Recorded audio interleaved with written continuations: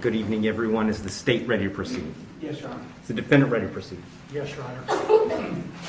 Sorry, it took me a little bit longer than anticipated, but there was a lot of information to consider. Let me just start by saying that as multiple people have observed, this is a particularly difficult case because there's really nothing that the court can do that's capable of fixing the harm that has been caused to the victims in this case. So that being said, I've got to start with the law. I'm bound by the law, and the law gives me a guideline for how to analyze an appropriate sentence in this case. So I want to start with the Camacho case. It's really the first thing I need to address is whether or not the court's going to depart from the minimum in this case, which is 222 months or approximately 18 and a half years in the Florida State Prison as a minimum. The Camacho case, as Mr. Fitzgibbons pointed out and argued, lays out really a three-factor test. Is there a valid legal basis for departure? Is there competent substantial evidence that the facts support an application? Or do the facts apply to the departure basis that is being asserted? To both of those questions, I answer those yes. There is a valid legal basis for departure, and there is competent substantial evidence that would support a departure. And really, I'd find that as to all of the departure bases argued, with the exception of the disparity argument. I'll just comment on that one for a moment. The defendant has argued that an available basis for departure is the disparity between the guidelines and the sentence that Mr. Barano got. I don't agree with that. I agree that disparity could potentially be an available legal basis for departure.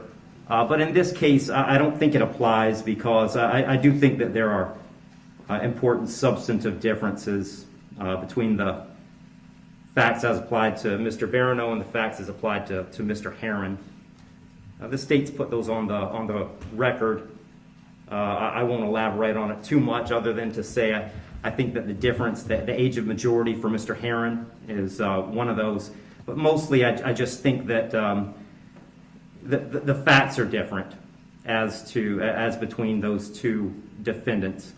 And so I don't believe that the facts in this case support that as a departure basis because I believe that a disparity in sentence between Mr. Barano and Mr. Herron is appropriate in this case.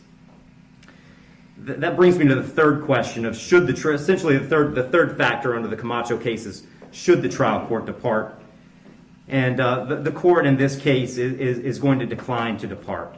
So I'm answering that question in the negative. The trial court in this case is not going to depart. And I don't reach that decision lightly. When evaluating an appropriate sentence, I will start with Florida Statute 921.002. It was pointed out several times the primary purpose of the criminal punishment code in Florida is to punish. And I've got to take into account the severity of the primary offense and the circumstances surrounding the primary offense. When I take into account circumstances and severity, a lot of what I'm taking into account really when I sentence is intent and harm. And in this case, there wasn't any evidence, and nor does the court believe that there was any specific intent to do harm, in this case to the victims.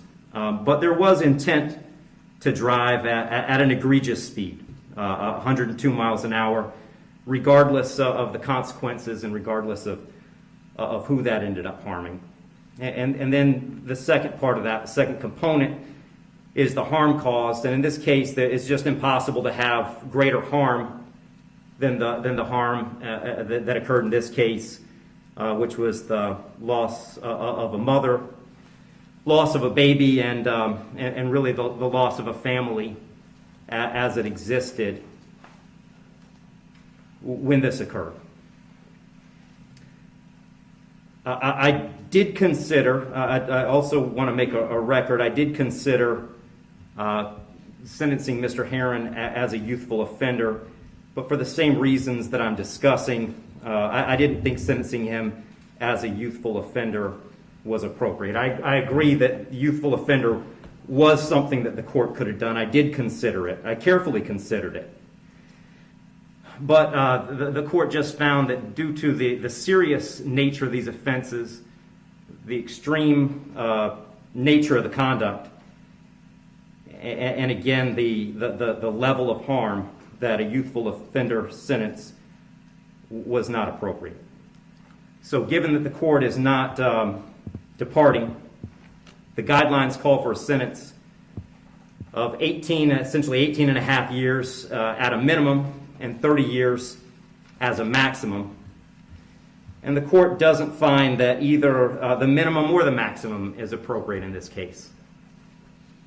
I've said it several times, the serious nature of the offense, egregious nature of the conduct, and mostly the harm that's been caused prevent me from putting this as a bottom of the guidelines minimum case.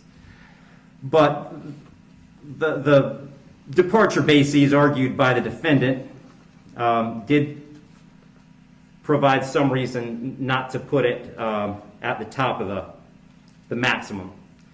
And specifically, the court did take into account that the defendant's 18, certainly responsible for his actions, and he's being held accountable for his actions.